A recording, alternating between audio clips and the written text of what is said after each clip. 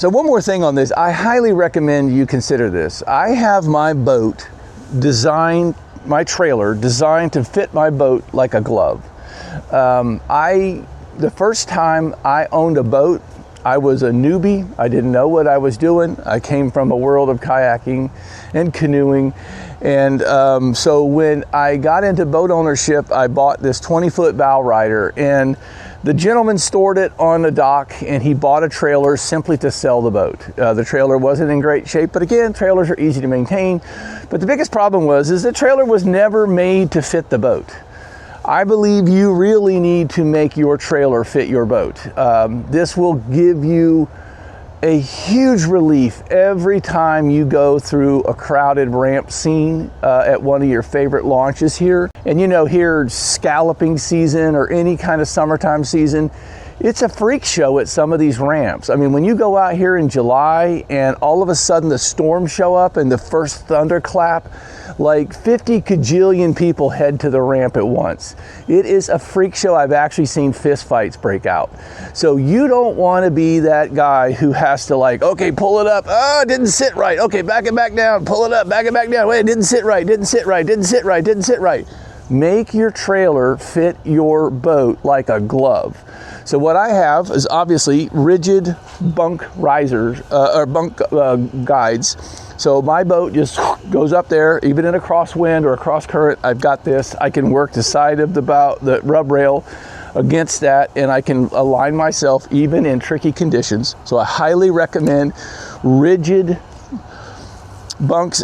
They got the shorties that they have for a lot of bass boats. I like the long one because you never know how far you're going to have to go down because of tide conditions or whatever.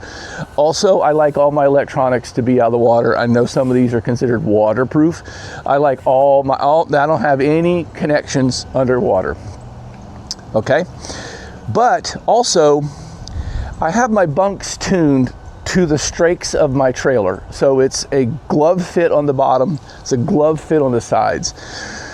But more importantly, the bunk's height. I mean, a lot of people with skiffs like this are looking for what they call dry launch. You literally just get the rubber tire at the water line and you push your boat and it slides down. Super slick bunks. I'm not big into that. I don't need it. I want the lowest I can get, but I also want it to be lifted up. Okay, and I've got mine set up right now, so when I back my boat down, I simply put some slack in the winch, and then the boat I back up until my boat just drifts off the trailer and comes taut with the slack in the winch, and I'm ready to go get on my boat and go put it on the mooring location while I park my trailer. But when I bring my boat out of the water, and if you're ever with me and you're on my boat and you run the truck, it's set up so that the water line has this top of the fender exposed only. So you just back it down until you can see water lapping around the top of the fender. And then when it comes in, the V is going to hit the rollers. And then as it comes up, it will transition from roller to bunk. And it will just scoot right up the bunk. And it stops short about 6 inches. I don't even power it. I literally just scoot and it will stop short about 6 to 10 inches. You get up there, you hook the winch. The last 10 inches is a simple lightweight crank. But your boat's not going to slide backwards as you're walking up to the bow to connect it. It fits just like a glove. I highly recommend you take the time because it turns a procedure that is a nightmare for a lot of people. I see them at the ramp just struggling to get their boat back on the trailer, and they got like a bunch of toe tappers that are like, hurry up, dude. And you do never let anybody rush you at a boat ramp. That's where you make your $2,000 and $3,000 and $4,000 mistakes. So don't let anybody rush you, but get your trailer right to fit your boat like a glove. It will save you tons of hassle. You will look like an expert. People will get out of your way because you're not, in kind of this somewhere between a Guggen and a newbie, right? I was a newbie. It's okay to be new at something, but it's not okay to be new at something after you've been doing it for 6 years, right?